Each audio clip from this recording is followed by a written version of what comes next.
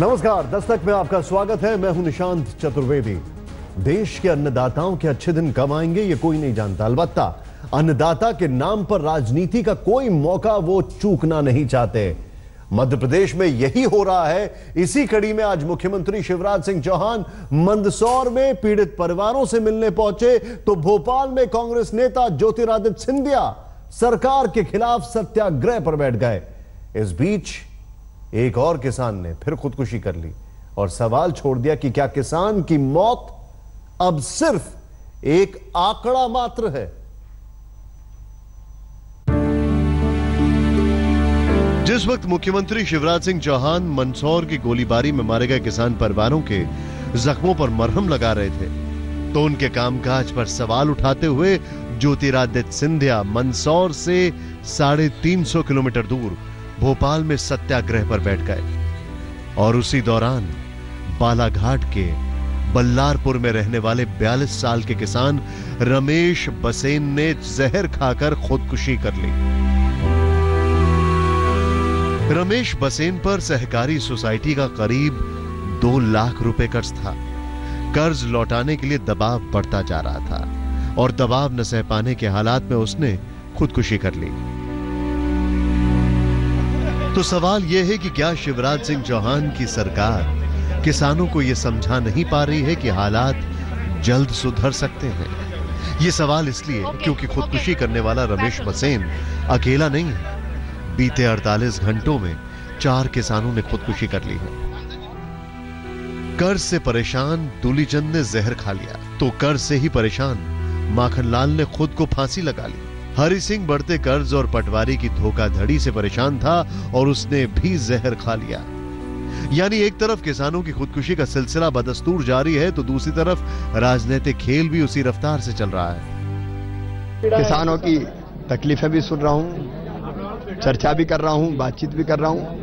कई उपाय प्रदेश सरकार ने किए हैं, वो भी सबकी जानकारी में आ रहे हैं। जो मंदसौर में घटना घटी है वो आपके लिए, हमारे लिए नहीं, मैं मानता हूं मध्य प्रदेश के लिए केवल नहीं लेकिन पूरे भारत वर्ष के लिए एक कलंक का दिन हो चुका है। हद यह है कि कर्ज से परेशान किसान खुदकुशी किए जा रहा है और संवेदनहीन मंत्री उस पर सवाल उठाने से नहीं चूक रहे हैं। गृह मंत्री भूपेंद्र सिंह ने कहा कि जरूरी नहीं कि हर किसान जो खुदकुशी कर रहा है वो कर्ज की वजह से ही हो। बीते 9 साल में मध्य प्रदेश में 11,000 किसान खुदकुशी कर चुके हैं लेकिन सरकार कोई रास्ता नहीं खोज पाई क्योंकि बढ़ता कर्ज, फसल की बर्बादी, सूखा, मुआवजा न मिलना और बिचौलियों के चंगुल से निकालने का कोई उपाय हुआ ही नहीं। वैसे सवाल सिर्फ मध्य प्रदेश का भी नहीं है। देश के किसानों का सच यही है कि वो हाशिए पर है और सरकार की तमाम नीतियां उसके खिलाफ हैं। वरना आज की खबर यही है कि देश के 12 बड़े लोगों के नाम बैंकों का करीब 1,75,000 करोड़ रुपए फंसा हुआ है। और किसानों का सच यह है कि हर घंटे 2 किसान खुदकुशी कर रहे हैं। यूपी के बुंदेलखंड के हमीरपुर में कर्ज के बोझ तले और बेटी की शादी में लाचार 55 साल के किसान राम नारायण ने खुदकुशी कर ली। 3 जून को बेटी का तिलक लेकर जाना था लेकिन पैसे का इंतजाम नहीं हो पाया तो वो घर से लापता हो गए। एक दिन पहले उसकी लाश मिली तो साथ में सल्फास की गोलियां भी थीं। 2 जुलाई को उनकी बेटी की बारात आने वाली थी। 2 जुलाई को उनकी बेटी की शादी है जिसके चक्कर में वो पैसा लोन लेने गए। चूँकि वो ऑलरेडी इंडेप्टेड थे, काफ़ी ज़्यादा कर्ज उनके ऊपर था तो उनको लोन नहीं मिला और उसके बाद जो है उन्होंने किसी भी वजह से या किसी टेंशन की वजह से उन्होंने बहुत दिन तक गायब रहे। बाद में पता चला कि उन्होंने सुसाइड कर लिया। लेकिन किसे फर्क पड़ता है कि राम नारायण की बेटी की अब शादी होगी या नहीं, क्योंकि किसान की मौत बस एक आंकड़ा है, इससे ज्यादा कुछ नहीं। और स्क्रीन पर उभरते साल दर साल के ये आंकड़े ये बताने के लिए काफी हैं कि किसान की मौत अब किसी को नहीं चौंकाती।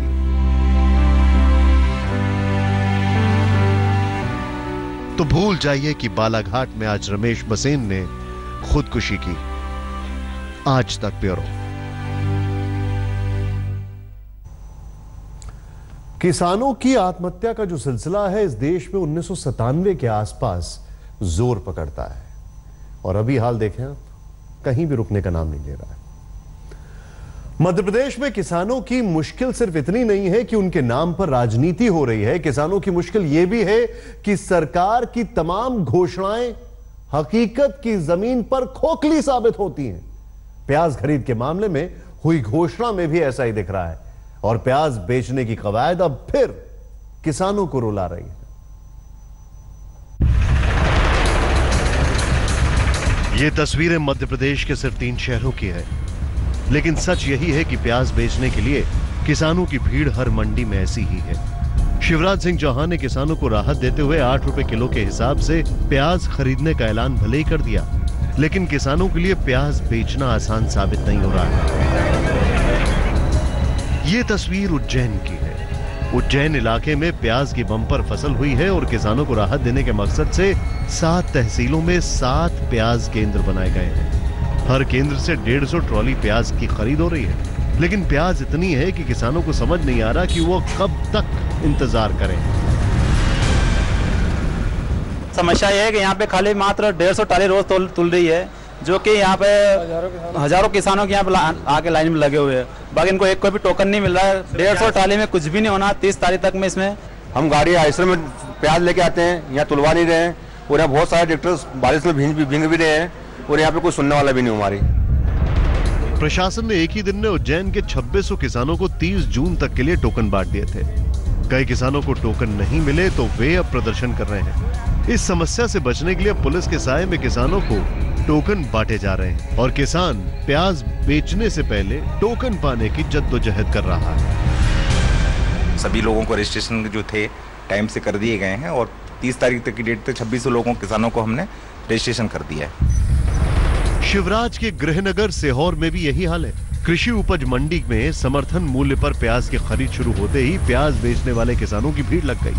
5-5 किलोमीटर, ठीक सुना आपने, 5-5 किलोमीटर लंबी लाइन में लगे किसान अपनी बारी का इंतजार कर रहे हैं। और कोई कह रहा है कि 2 दिन का समय लग सकता है, तो कोई कह रहा है कि 3 दिन भी लग सकते हैं। इतनी लंबी लाइन है और कब तक आने की उम्मीद है? अभी कोई निश्चित नहीं कब तक आने की है। अभी तो लाइन तो बहुत लंबी है, कम से कम 4-5-7 किलोमीटर। अब अगार मालवा क्षेत्र का हाल भी देख लीजिए। किसानों की लंबी लाइनें हैं और हालात बिगड़ न जाएं इसके लिए पुलिस की सुरक्षा भी। दरअसल मध्य प्रदेश में प्याज की बम्पर फसल किसानों को खून के आंसू रुला रही है। पहले कीमत न मिलने से परेशान किसान अब खराब व्यवस्था से नाराज है। 1800 ट्रैक्टर है और करीबन 4-5 दिन में निपटांगा। सरकार सिर्फ इस बात को लेकर राहत में है कि उसने किसानों की मांग मान ली, लेकिन देखना यह भी होगा कि लंबी लंबी कतारों में लगे किसानों का प्याज खरीद लिया जाए, वरना सच ये भी है कि आंदोलन अभी थमा नहीं है और हालात एक चिंगारी भी बिगाड़ सकती है। नवेद जाफरी और संदीप कुलश्रेष्ठ के साथ हिनेंद्र शर्मा, भोपाल, आज तक। और मुख्यमंत्री जी, इस स्थिति को सुधारने के लिए आपको व्रत नहीं तप करना पड़ेगा। चलिए मध्य प्रदेश से निकलकर अब आपको बिहार लिए चलते हैं और बिहार की कहानी भी वही पुरानी है, यानी आम गरीबों का हक मारने की कहानी। क्या है पूरा माजरा, आप खुद देखें इस बहुत खास रिपोर्ट में।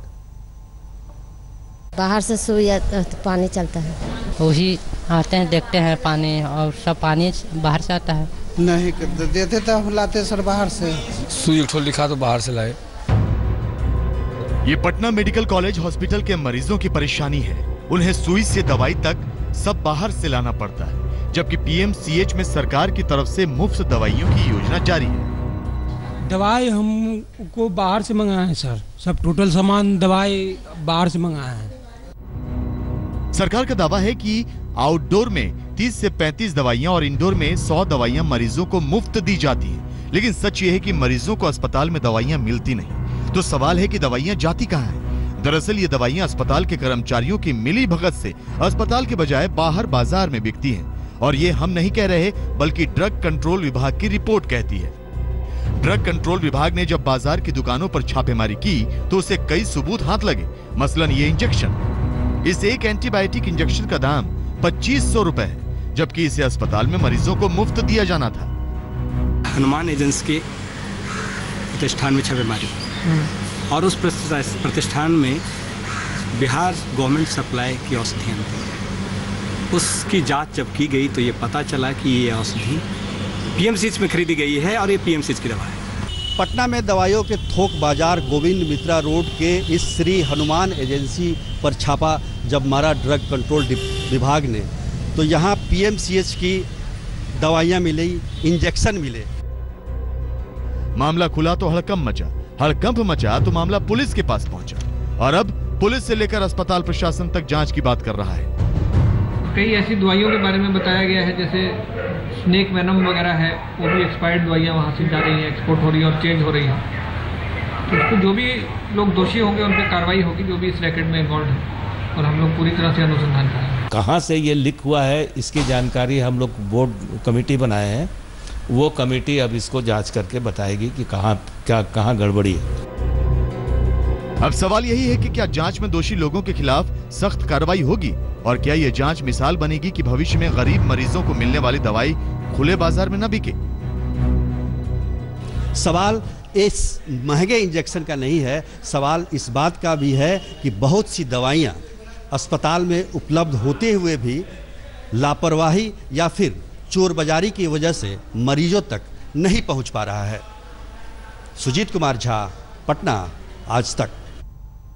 मुख्यमंत्री जी, शराबबंदी तो आपने कर दी, लेकिन जो भ्रष्टाचार का नशा चढ़ा हुआ है इसको कब उतारेंगे?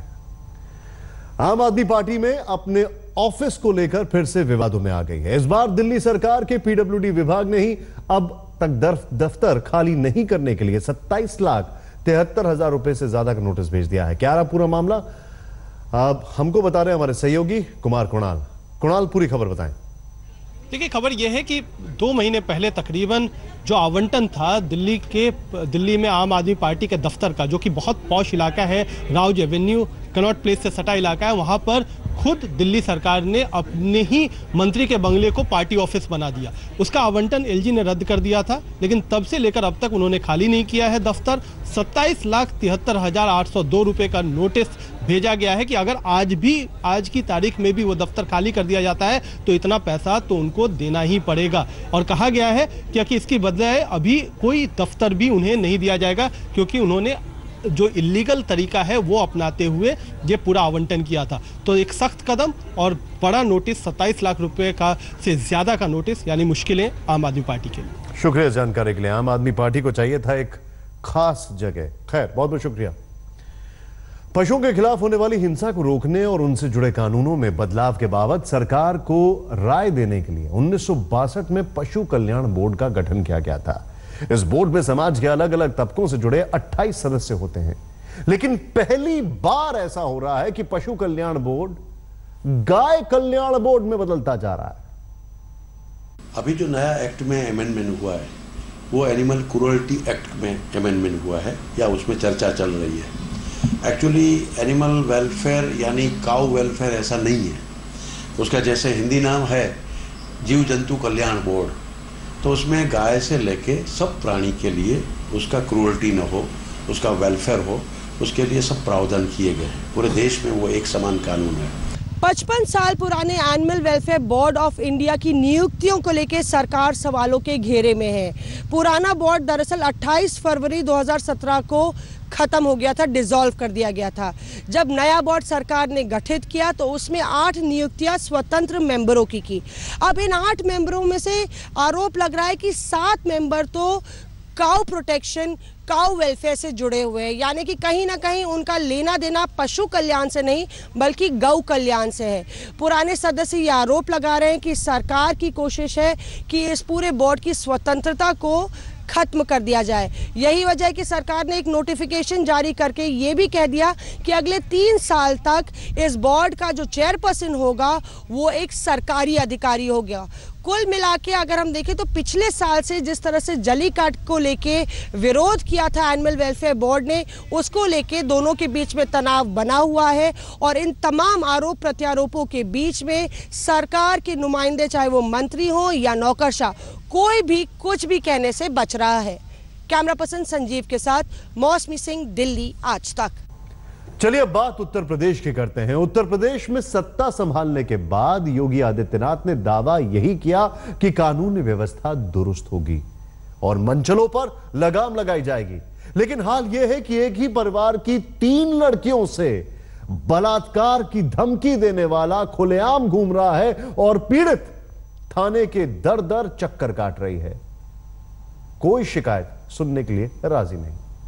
थाने गए थे तो हमारी कोई सुनवाई ना, पुलिस वाले ने कुछ करी सुनवाई। थाने गए थे तो हमारी कोई सुनवाई ना, पुलिस वाले ने कुछ करी सुनवाई। तो सुना आपने, कन्नौज के ठठिया की रहने वाली सीता देवी समस्या से निजात के लिए थाने गई थी, लेकिन थाने में सुनवाई ही नहीं हुई और अब उनकी समस्या भी सुन लीजिए। हमारे घर कोई जेल तो है नहीं, हमें बिटियां हैं 3, हमारी एक लड़का है और हम आए, बस बहुत परेशान करते हैं कि तू का अकेली अकेली कहीं जबरदस्ती उठा के ले जाई।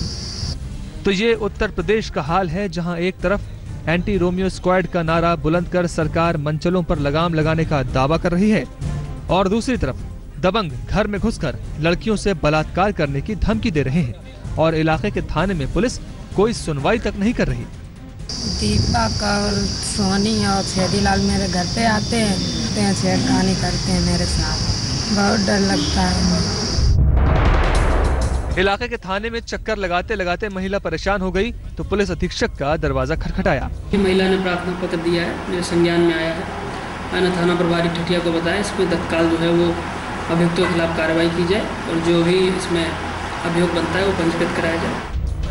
आला अधिकारी ने भरोसा दे दिया है, लेकिन सवाल भरोसे का नहीं, कार्रवाई का है और सवाल योगी सरकार की साख का भी है, जहां नाम पता सब मालूम होने के बावजूद महिलाओं से बलात्कार की धमकी देने वाले सलाखों के पीछे होने के बजाय छुट्टे घूम रहे हैं। आज तक ब्यूरो। उत्तर प्रदेश को उत्तम प्रदेश बनाने की कवायद के बीच ही योगी आदित्यनाथ ने दावा किया था कि 15 जून तक राज्य की सड़कों के तमाम गड्ढे भर दिए जाएंगे। कल 15 जून है, तो क्या कल तक सारे गड्ढे भर जाएंगे? क्या है सड़कों का हाल? इस बारे में हमारे रिपोर्टर्स ने भी रियलिटी टेस्ट किया है। एक झलक आपको दिखाते हैं। आपने इसी तरीके से एक घोषणा की कि जितने भी उत्तर प्रदेश में गड्ढे हैं उनको आप 15 जून तक भर देंगे। अब उत्तर प्रदेश में जब चुनाव हो रहे थे, बहुत हमने दौरा किया यूपी का। सर, यहाँ पे बहुत गड्ढे हैं, ये 1.25 महीने में भर देंगे आप? बिल्कुल भरेंगे। कैसे भरेंगे? आप देखते रहिए।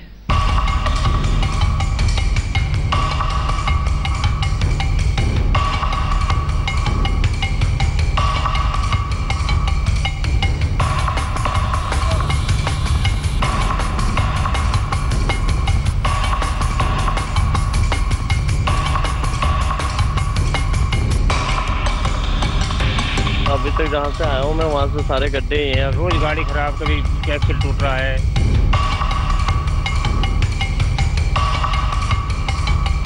हमारे जिले में अभी भी गड्ढों में ही सड़क है।